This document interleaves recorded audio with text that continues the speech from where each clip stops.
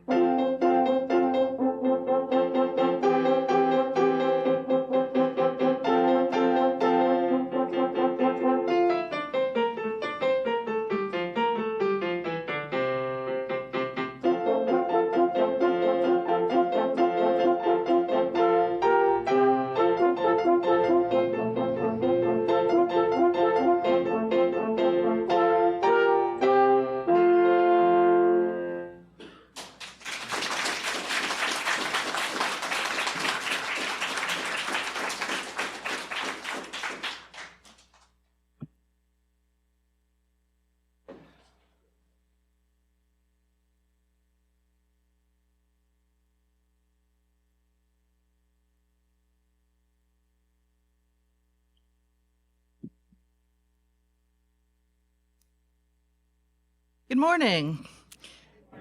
My name is Cat Barnett, and I'll be leading today's service. Our minister, Reverend Matt Alspaugh, will be presenting our message this morning. Our opening words this morning are about humility.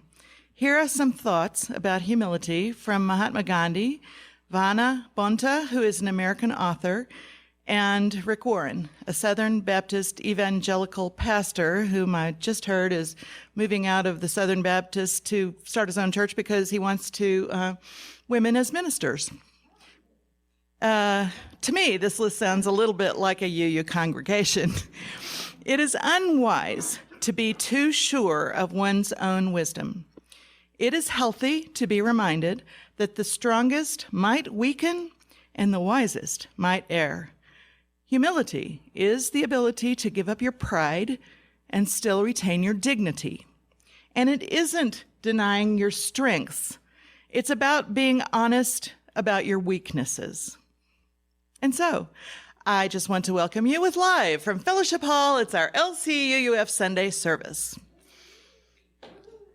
Our announcements were on a slideshow before the service. If you didn't see them, don't worry.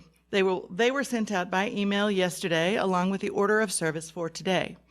A few notes: our building is open for all in-person services, and we continue to offer our service on Zoom each Sunday for those who are unable to attend in person. Wearing masks in the fellowship building is required at this time. And now, a special welcome for our visitors. If you are visiting with us for the first time, or have returned or reconnected with us after a long absence, we invite you to say your name and tell us where you're from. If you're on Zoom, use the Zoom raise hand feature or just turn your video on and wave your hand. We'll ask you to unmute. If you are in the room, just raise your hand and we'll start with the people in the room. Any newcomers here today?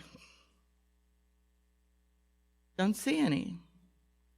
Okay. All right. So are there any newcomers on Zoom? I'm not seeing anyone wanting to be recognized as new. Everybody, all repeaters in the room. Okay. That's the first time, I think. And a brief note. We offer a wide variety of services here on various topics presented by our members, outside guests, as well as our minister, Reverend Matt Alspaugh. We hope you will return to sample this variety of thought and belief.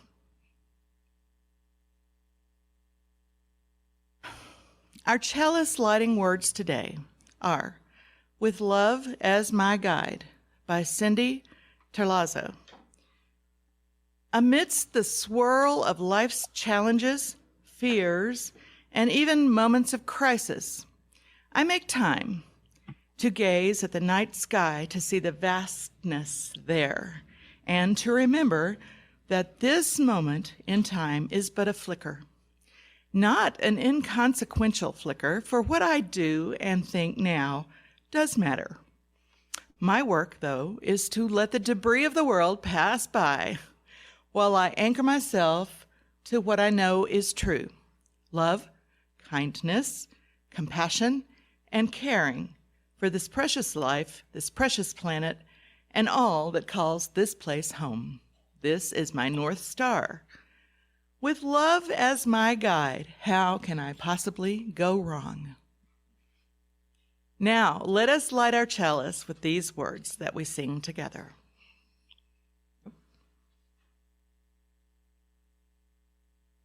We kindle this light in celebration for the life that we share.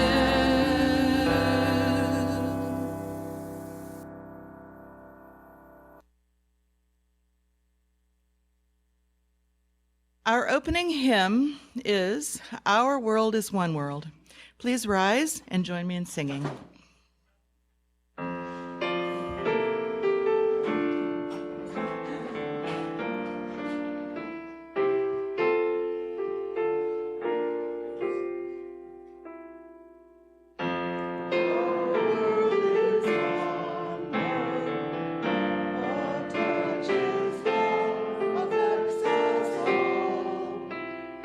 Seas that wash us over, the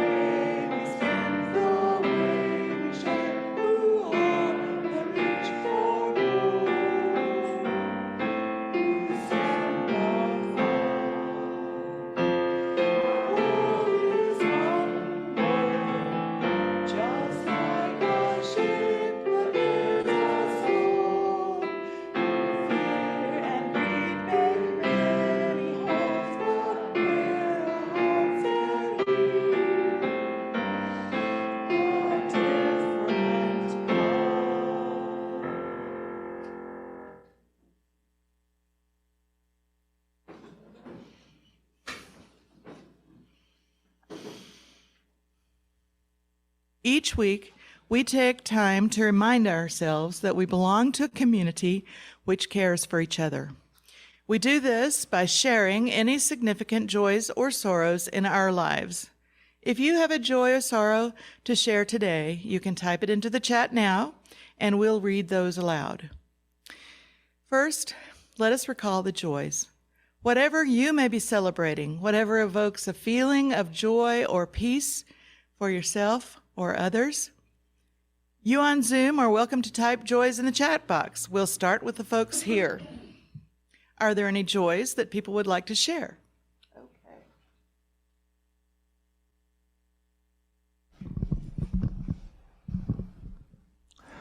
Yesterday at LCS, diplomas were passed out to the kids that had the art week, and there were 9 different categories. Ours was one of them. To look at the children who got the diploma and some money from what they had sold was pure joy.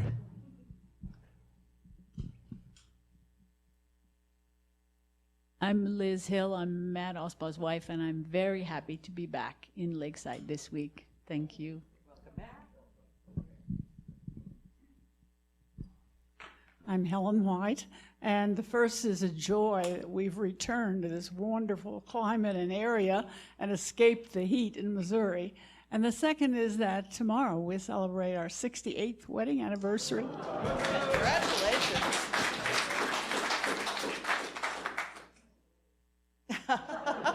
No way. Anyone else? Okay.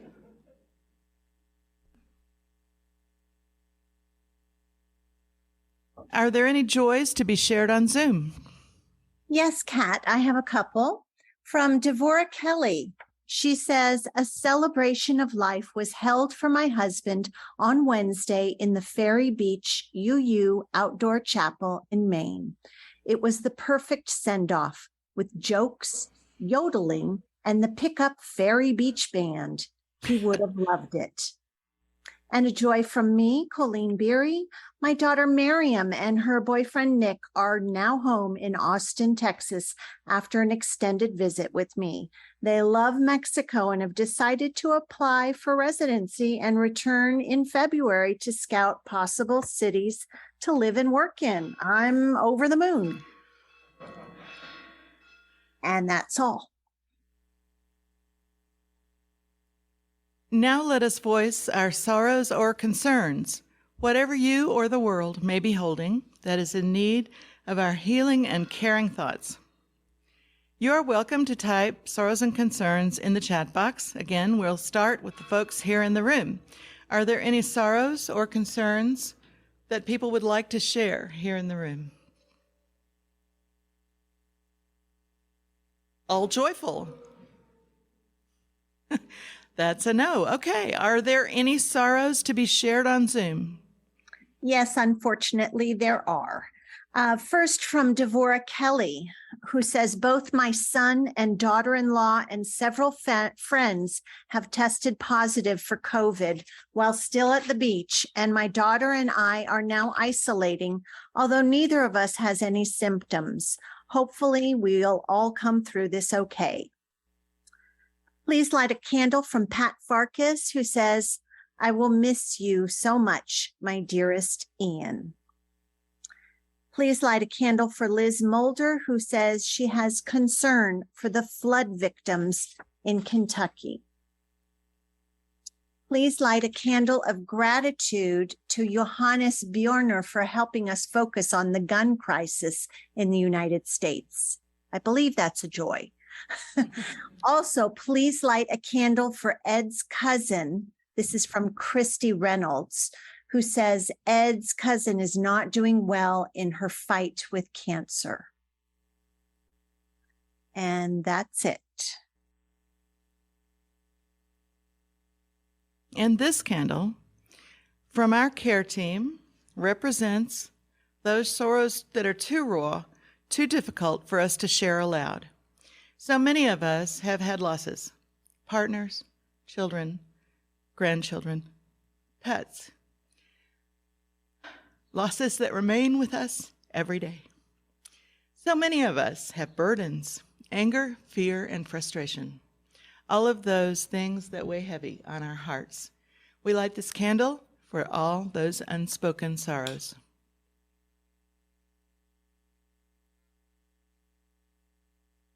And now let us share a moment of silence to hold in our hearts both the sorrows and the joys that have been shared this morning.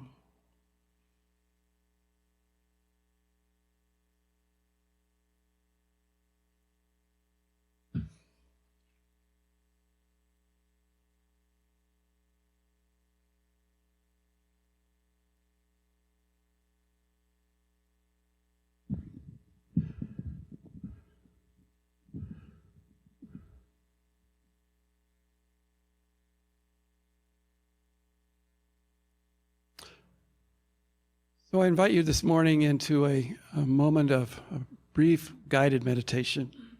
I invite you to settle into your seat, get comfortable, get relaxed, and if you're comfortable, close your eyes. And imagine before you a large field, comfortable, beautiful day, and before you, imagine the people you love the most, maybe your partner or children and children, maybe your parents, people living or dead. Just bring them into this space right in front of you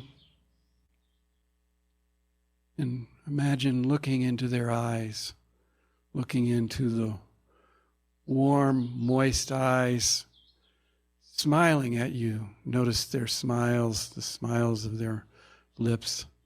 And you smile back and just enjoy this warmth, this feeling of the field of love that exists here between you and these, your loved people.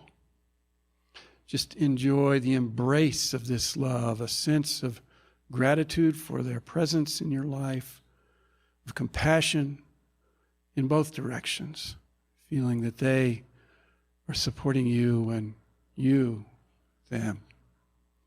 And now more people come into the field, perhaps behind these, perhaps other dear family members, dear friends, other people that you're close to, and you look at each one of them and smile and connect with them as well.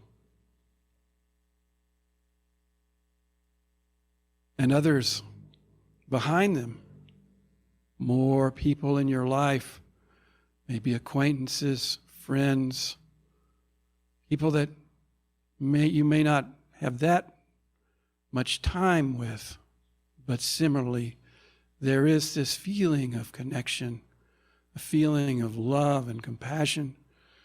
As you remember how they may have helped you, you may have helped them in this web of connection.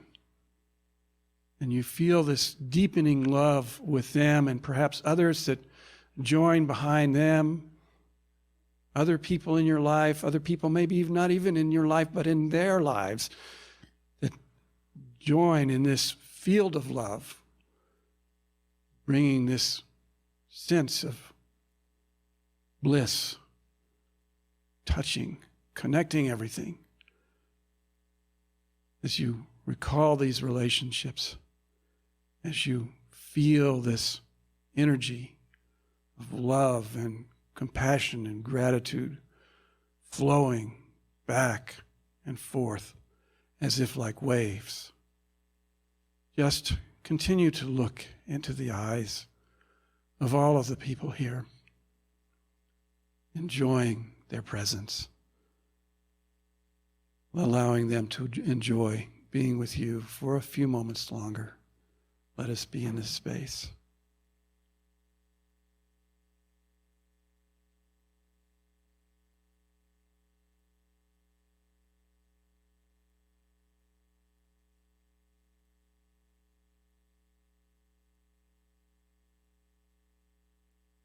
And now as we leave that field and come back together to be in this space with others that we are close to and be together again.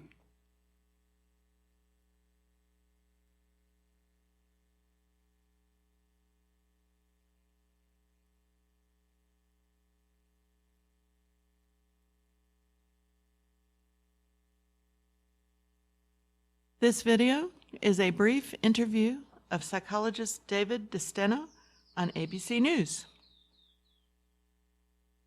We turn now to science and religion. It is a frequent debate whether the two can really coexist, but our next guest talks about the fact that maybe the two can be coupled together. He is psychology professor David DeSteno and the author of the new book, How God Works: The Science Behind the Benefits of Religion. Now, in his book, David reveals how a number of religious practices from around the world actually improve emotional and physical health. David, we thank you for joining us tonight. You're a psychology professor. You study theories, you study how the brain functions. A lot of people might think, as stereotypical as it is, that that is diametrically opposed to the study of God and religion. How did your interests circle in that area? I'm just following the data. And if you look at the data, people who regularly take part in religious services and practices tend to live longer, healthier, and happier lives. What I want to know is why. Now, there's a subtle point there that's easy to miss. It's not saying that you believe in God that matters.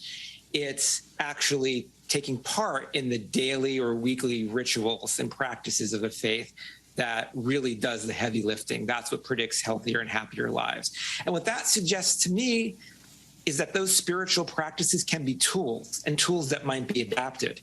And even in my own lab, where we study kind of how to make people more generous, more kind, have better connection to others, a lot of the things that we have discovered, the life hacks and techniques, religion has been using for thousands of years. And so what I'm suggesting is, let's look for what else is out there that might benefit us if we work together. I'm sure that could go in a lot of different directions, but do you think it's the routine? Is it the example of thinking about something larger than yourself? Have you been able to pinpoint what it is? It depends on which rituals you're talking about. They package things together in lots of interesting ways. I mean, you know, religions, do you have to have religion to be a good person? No, but they really give you the tools. You know, one thing a lot of religions do is make people offer prayers of thanksgiving, right? Christians say grace before meals. Jews every morning say the Moda Ani, which is a prayer to God. Thank you for letting me be here again. And what we know in our lab is when we make people feel grateful, they become more ethical, more generous, more kind. They'll cheat less. In one study where we allow them chances to flip a coin to earn more money or less money, depending on if it's heads or tails, the average people on average cheat about 53% of the time. But if we have them count their blessings before they do it to feel gratitude, that drops to 27%. And so what these religions are doing is giving us tools that nudge our minds below our conscious radar. One of the areas we've for sure seen a lot of interest in recent years is in the Buddhist practice of meditation. And a lot of people who practice it are not necessarily religious. That would fall in the category of spirituality. What are you finding out specifically about meditation? Yeah, I mean, meditation is a great point. You know, if you read the New York Times, you'll think, well, I can meditate to reduce my stress. I can meditate to be more creative. But that wasn't why it was created. It was created to end suffering of all sentient beings. And what we found is that it works that way. Even a few weeks of meditation made people more willing. When we had an actor come out in front of them who looked in pain, 50% of meditators went to help that person, whereas only 16% of others did on average. It even reduces people's willingness to kind of lash out at each other when they're provoked. And there are lots of tools like this. And I think that's the key. In the book, How God Works, the idea is these practices make life better for people. And it's up to you whether you want to think that they're divinely inspired or that they come from people trying things out to see what works. We don't know the answer to that. There is no test for the fingerprint of God. But these practices do have an effect on our minds and bodies. Can you expand a little bit? You touched on this earlier. Survey after survey is showing that people tend to be moving away from religion, but not necessarily becoming staunch atheists where they believe, I'm here, the universe is here, that's it. A lot of people are becoming spiritual. Can you kind of extrapolate on what that spirituality is and expand on how it can make people live longer, be happier? Sure. I think this is the first year that since Gallup was measuring this, that the majority of Americans didn't report belonging to a church, a mosque, or a synagogue. And there's lots of reasons why people are leaving institutionalized faiths, scandals, disagreements with policies. But when they leave, as you said, they're not becoming atheists, at least not most of them. They're looking for another way of being spiritual. And it's because they recognize those tools help them. Mourning rituals are one clear example, right? We all are trying to deal with grief and mourning, especially in the time of COVID-19. But what's packaged into these rituals are amazing ways that help us deal with our grief. It's pretty fascinating stuff. I mean, I'm so curious because the headlines that I've seen about some of your research are the fact that psychologists have now discovered what religious people have known for centuries. Did you feel like or do you hear from people who are like, yeah, we've been saying this for a long time, this isn't new? Yeah, they have. So, a lot of the things that we discover, like how meditation makes people kinder, or prayers and gratitude make people more honest and caring, or things like covering your mirrors in Irish wakes or sitting shiva reduce grief.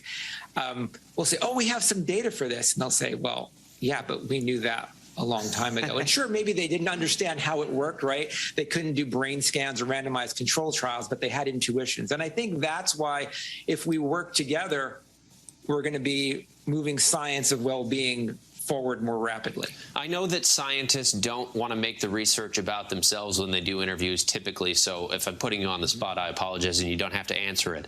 But has the data that you found had an impact on how you live your day-to-day life? Yeah, I grew up Catholic, and I like most scientists, I tended not to pay religion much heed, but now, just because I see the data in front of me, I'm trying to incorporate a lot of those elements, both for myself and for my friends who are going through hard times, to help us all kind of deal with the stresses that life throws at us. Very interesting. If you're following the numbers, you're not always going to know where they're going to take you. David, we appreciate your time. Thanks so much. And How God Works, the science behind the benefits of religion, is out now wherever books are sold. Thanks for joining us. Thank you.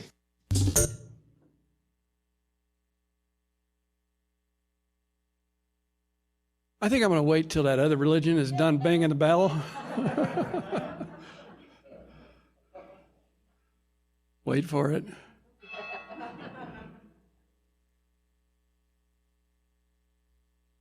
In fact, I rather liked how our musicians kept time with the bells when they were earlier on.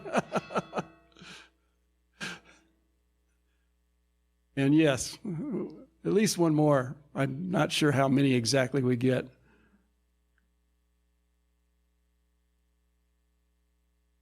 Well, I'm...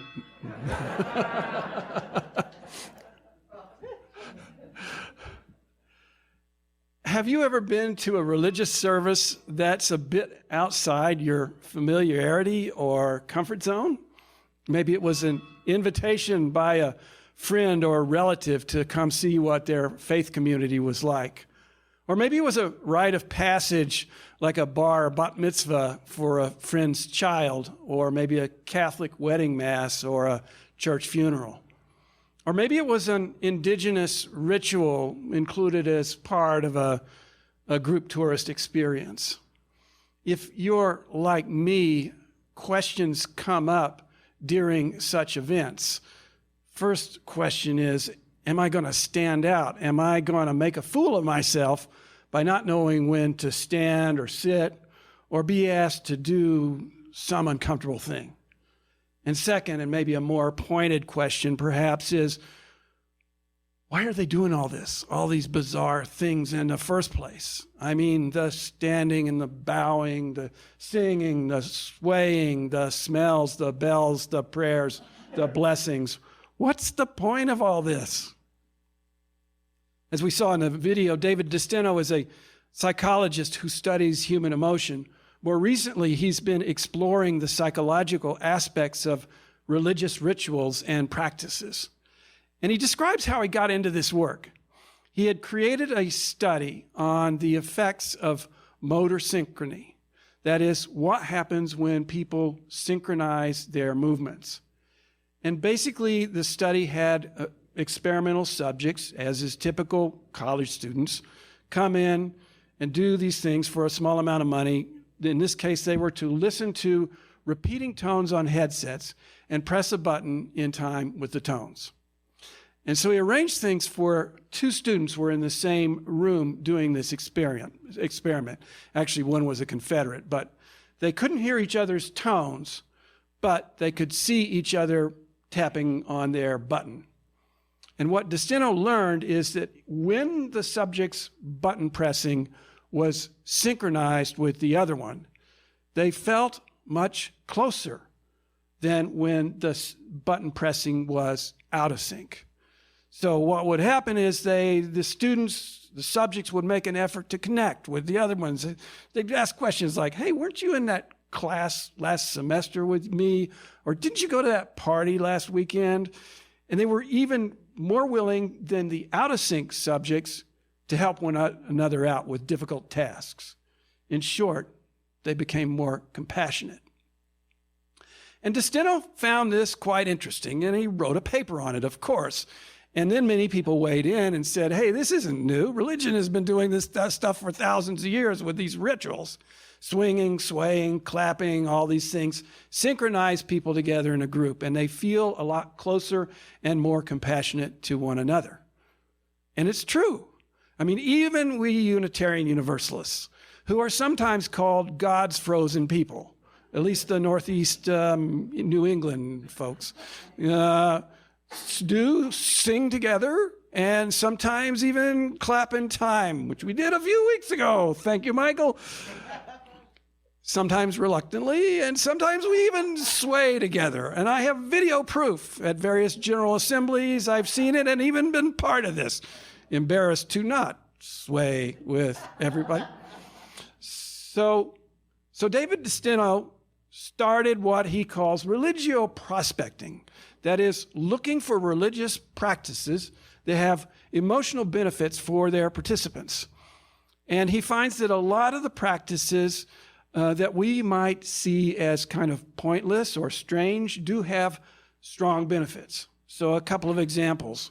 One, he studied the effect of meditation on raising a feeling of compassion. What he did is he had a bunch of non-meditators learn meditation from a Buddhist Lama, while a control group was told that they were put on a wait list. And then they were all invited to the lab, one at a time, apparently to be tested for memory and attention, with the claim that meditation might improve these things. So instead, they were actually being tested on kindness. And the test was quite simple. They entered a waiting room, and they sat down in the last of 3 chairs. Now, 2 other people were sitting in the other 2 chairs. These were actors. And then a 3rd actor would enter the room in a cast, walking on crutches, clearly in pain. And she had to stand by the wall while the other 2 actors ignored her. They looked at their phones or whatever. This image from the BBC is a mock-up of that experiment. So the experimental question was, would the test subjects offer this person standing their chair? And it turned out that half of the meditators did so, but only 1/6 of the non-meditators did. So even though the meditation training wasn't specifically focused on kindness, the act of meditating itself seemed to bring out this act towards others. And then a later study, similarly designed, showed that people who learned to meditate also became more forgiving and less vengeful. And then there's grief. Destino notes that after somebody dies, we memorialize them, we eulogize them, we remember their positive aspects of their lives. We have funerals and wakes and sit Shiva as required by the various religious traditions or cultures that we come from. And he asks, why these things? Why don't we do this sort of stuff with other losses, like when we get fired from a job or when we have a breakup with a romantic partner? And it turns out that a study by another psychologist, George Bonanno, showed that reinforcing positive memories of the person or loved one who's deceased leads to greater resilience during times of grief. And such resilience means that we are less likely to suffer intense, debilitating pain or depression. Most religions acknowledge that, yes, grief will be present, but they provide practices that help their people to minimize the intensity and the duration of that grief. So this suggests that religions have evolved over time to include rituals and practices that work, that are effective in encouraging beneficial behavior for their adherents. And it also suggests that we, UUs who have relatively few rituals, might consider adopting more such practices for our own use. Now, certainly, we need to be respectful. I don't think it's right for us to appropriate somebody else's ritual whole cloth. That feels to me a little bit like stealing. But it is possible to note what practices seem to work for others and adapt them for our own setting to see if they might work for us. This might be true whether we're thinking of personal spiritual practices like meditation or gratitude journaling, or Sunday morning practices, group practices, things like special occasions like memorial services, or even in discussion groups. We can approach our practices with curiosity and experimentation, trying things out, seeing what works for us, individually and as a community.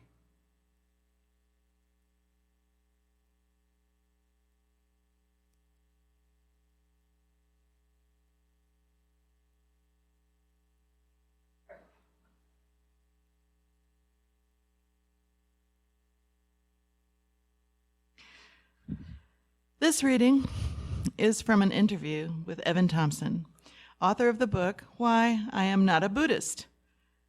The interview was in Lion's Roar, a Buddhist magazine. He says, "For a certain phase of my life, I tried to be a Buddhist. I would go on meditation retreats. I tried to become a member of different sanghas in different cities that I lived in, but I always came up against something that was increasingly important to me as a philosopher, which was the recognition of the diversity of intellectual, philosophical traditions and the importance of their interaction, without shutting down a conversation by affirming allegiance to one. As this gets articulated in my book, under the heading of cosmopolitanism, and cosmopolitanism is a term philosophers use for a way of thinking that we see in ancient Greece, in Europe, and the Age of Enlightenment. There are versions of it in India. There are versions of it in China. It's the view that human beings all belong to one human family. There are many different traditions and beliefs and ways of life, and they should be respected for their differences. We should care about the welfare of the different individuals in different communities, and one can have different allegiances and commitments to different communities, or one can navigate back and forth between them.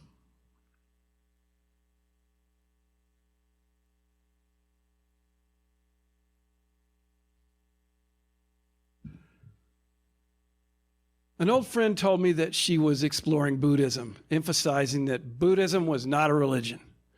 I asked her why she felt that way, and she said that Buddhism did not have a god and that Buddha was not a divine figure. I disagreed with her. I recalled my experience attending a little Buddhist group that met in a room at the UU church where I was the minister previous to here. The group was very traditional. There was incense. There were bells, there were images. We chanted. We prayed to icons of the green Tara, among other deities, and also prayed for the long life of various lamas, including the Dalai Lama. This form of Tibetan Buddhism sure looked like a religion to me. And I have to admit that while I was a little uncomfortable with all these trappings, it was the only Buddhist group in town, so I put up with them. Recently, I encountered the book by Evan Thompson, professor of philosophy and Asian studies, titled Why I'm Not a Buddhist. He describes his background studying Buddhism, even working closely with the Dalai Lama, as the Dalai Lama worked with scientists to explore the scientific benefits of meditation. But gradually, Thompson became disenchanted with Buddhism and wrote the book to explain why. Now, Thompson, as a historian of religion, notes that what most of us know as Buddhism is what historians call modern Buddhism. He notes, and I quote, "Buddhist modernism," that's the other way of saying it, Buddhist modernism presents itself as if it were Buddhism's original and essential core, but in fact, it's historically recent. Buddhist modernism arose in Asia in the 19th and 20th centuries from the encounter between Buddhist reform movements and European religion, science, and political and military dominance. So basically, the story goes like this. European colonists showed up in Asia, and among them were missionaries who claimed the superiority of Christian religion, saying that it was associated with science and advanced technology and rationality. Now, the Buddhist intellectual leaders decided to one-up that argument. So they downplayed Buddhist ritual, beliefs, deities, anything that might be seen as strange and superstitious. They pointed out that Buddha was not a god, that Buddhism was based on reason and personal insight. This became what the historians now call modernist Buddhism, and this was what was exported to the West from Tibet and Japan simply as Buddhism. Now, I don't have a problem with religions changing, adapting, figuring out what people will respond to. And we see many religions doing this. Catholicism excels at borrowing and adapting indigenous religious elements into the church. Here in Mexico, for example, the Virgin Guadalupe was an apparition seen by this indigenous peasant. And while the archbishop initially rejected the claim, he and later the church accepted it, and they made the Virgin a venerated figure in Catholicism. So modern Buddhism certainly seems to be a reasonable response to a changing world. And Thompson didn't object to this change, but rather to the idea that modernist Buddhism claimed to be somehow on a different plane than all the other religions. That it was better because it had abandoned all the old beliefs and teachings and focused just on things like meditation practices, and that those practices have been honed over the ages to be powerfully effective, to be sort of a science of the mind, so effective that science is just now proving the benefit of such practices. Thompson calls all this Buddhist exceptionalism, and he compares it to American exceptionalism, that claim by some groups that the USA is unique among all the nations, perhaps even endowed by God to be supreme over all the rest. And I just find this to be an abhorrent, destructive fantasy. Now, I lean strongly Buddhist within Unitarian Universalism. Okay, maybe I'm not a boo-you-you, as some call themselves, but I do belong to the UU Buddhist Fellowship. Yeah, that's me in the red in the back row. So when I first encountered Thompson's argument, I was a little put off. I mean, I appreciated that science has had much to say about the benefits of meditation, for example. But as I reflected, I realized that I had a problem with any religion that claimed it was somehow exceptional, that it had all the right answers, whatever those might be. It didn't matter whether those answers are ancient texts or golden tablets or even based on science. No religion can legitimately claim that they are the answer, in my mind at least. And as we've seen it from the first part of this talk, science is now catching up. We now have recent evidence that many of these rituals, these religious rituals and practices, have psychological benefits. Meditation was just the first one of these to be seriously studied by science. So instead of exceptionalism, Thompson offers an alternative approach to religious belief, cosmopolitanism. He mentioned this in that reading we heard earlier. To be cosmopolitan is to combine both the local and particular aspects of your life, your religion, your culture, with the universal aspects that apply to all human beings everywhere. So it's a mix, really, of the specific and the universal.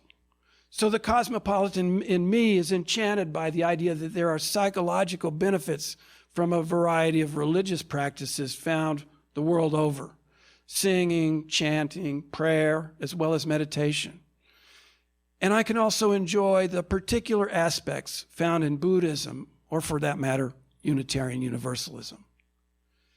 In fact, I would say this cosmopolitanism was one of the things that attracted me to Unitarian Universalism before I even had the word for it. You know, there's been this a strong interest in engaging with other religions within Unitarian Universalism. And you can see it on this logo that we often use, showing a collection of other religious symbols along with a UU chalice, usually in the center, maybe stylized like this particular one. A couple of you mentioned last week to me of your experiences with a youth religious education program within the Unitarian Universalist tradition that I think is now called Neighboring Faiths. The gist is that for a semester, a junior high religious education class would go and visit different churches, synagogues, mosques, and temples, and then come back and talk about their experiences visiting these other faiths. And in my mind, this is the essence of cosmopolitanism. Again, quoting from Thompson, a cosmopolitan is not a citizen of nowhere, but an interested guest or visitor. The ideal guest or visitor performs the ritual of inquiry, observing and asking about local practices and their meaning. As good guests, we defer judgment, at least in most cases, about the things we're seeking to understand until we are confident that we can see the true significance within the larger frame. End quote. And so as Unitarian Universalists, let's remember that we're not exceptional. Let's remind ourselves of our own particulars. We emerged from North American Protestant roots, and our worship services are still pretty darn Calvinist in form. We do like a lot of words, and even things we might consider universal, like our 7 principles, even though they may be quite broad, might best be seen as particular to us. So going back to that logo, often that UU chalice is in the middle, surrounded by the other symbols. It's not to say that we're more central, more foundational than all the rest. Rather, I interpret this as saying, hey, here's the particular within the universal. At this moment, you're in a Unitarian Universalist space, so we put our symbol in the center. If some other faith community chose to use this logo, they are welcome to put their symbol in the center instead. Have a little religion, but not too much. I find that Steno's work on religious practice to be illuminating. It explains much about these, at least to me, seemingly quirky rituals that are associated with religion. I think it helps us to view these rituals with respect and perhaps even adapt some of them to our own religious lives. So having a little religion is a good thing. But religious exceptionalism, the idea that one religion is somehow better than the rest, that feels like too much. Thompson aims his arrow at Buddhism, which strikes kind of close to my own heart. However, he could have easily pointed at many other religions: Protestantism, Judaism, Hinduism, even Unitarian Universalism. Take your pick. All have had exceptionalist tendencies. Being cosmopolitan in religion, that is, having a little religion but not too much, might just be a way through. So let's be cosmopolitan in religion as Unitarian Universalists and as people of the world. Blessed be.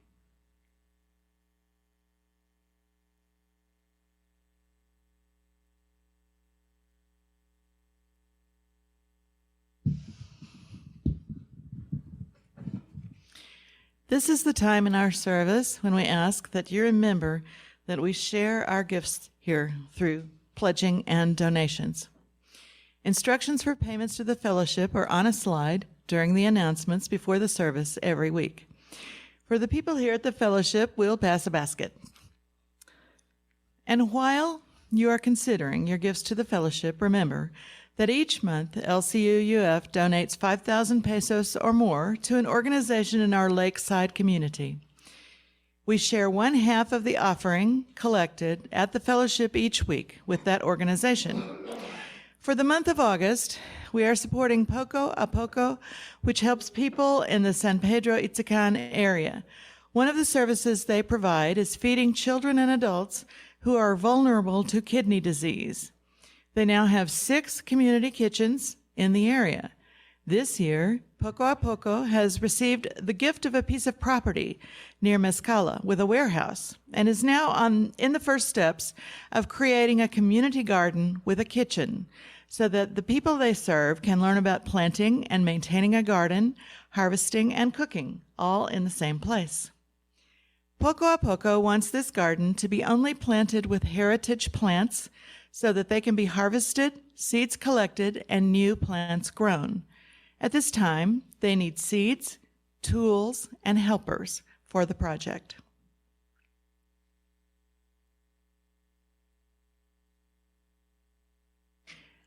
Our closing hymn is "This Is My Song." This was written in 1934 as a song for peace. You are welcome to ponder the aspects of exceptionalism and universalism in this song. You're also welcome to sway. Please rise and join me in singing.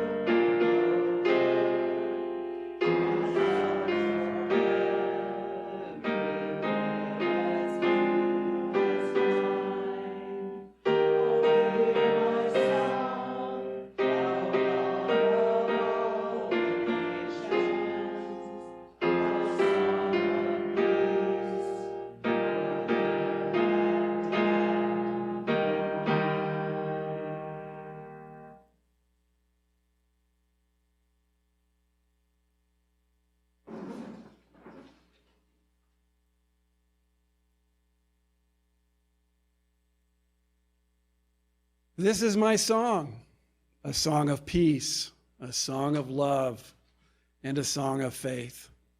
In this way, that we might respect and cherish our differences in what we believe, who we love, and how we practice our faiths. Realizing that underneath all those differences, in the depths, we find a commonality in what it means to be human, in what it means to be one. Go in peace.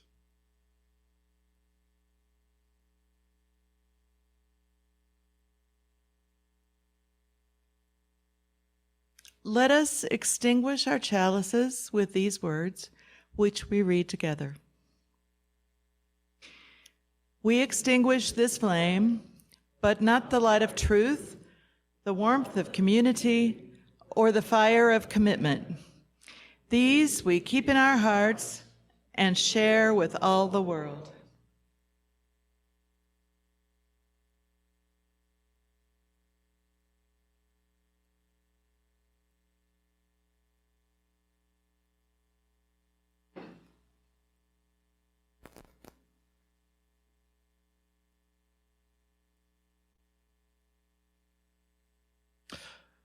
I want to thank our guest artists today, Maggie Moran, Jason Green, and Robert Time.